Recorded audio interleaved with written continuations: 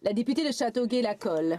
Si, je remercie l'honorable membre pour son discours, puis j'ai écouté avec beaucoup d'intérêt le sujet par rapport à un parc urbain.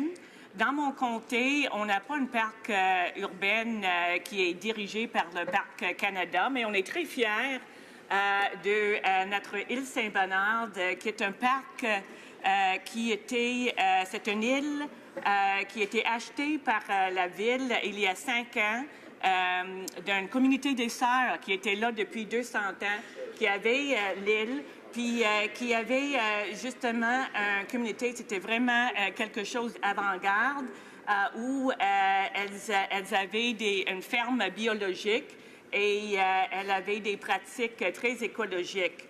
Donc, quand la ville de Châteauguay, quand les sœurs, évidemment, la communauté est très âgée maintenant, et l'île était à vendre, il y avait beaucoup d'intérêt, on peut imaginer, par des développeurs de prendre l'île puis de l'acheter pour faire des condos.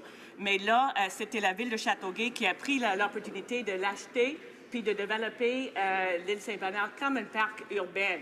Et en même temps, de garder un équilibre entre l'accès au parc par des citoyens. On a des événements comme un écomarché qui attire 10 000 personnes, mais en même temps de garder l'intégrité écologique. Donc, je demande aux membres s'ils voient qu'il y a quand même un équilibre qu'on peut avoir. Le député de Peace River-Westlock. Merci, Monsieur le Président. C'est une histoire bien encourageante. Moi, je fais partie de l'association des pêcheurs, chasseurs de l'Alberta et nous voulons encourager la conservation et nous voulons faire en sorte qu'il y ait des paysages et de la nature qu'ils soient préservés pour qu'on puisse transmettre cet héritage à nos enfants.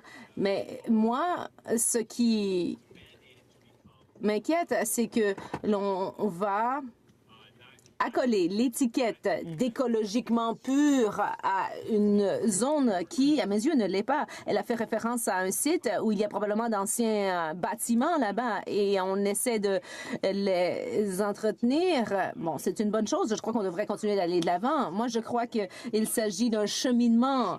On ne devrait pas mettre les choses dans un carcan.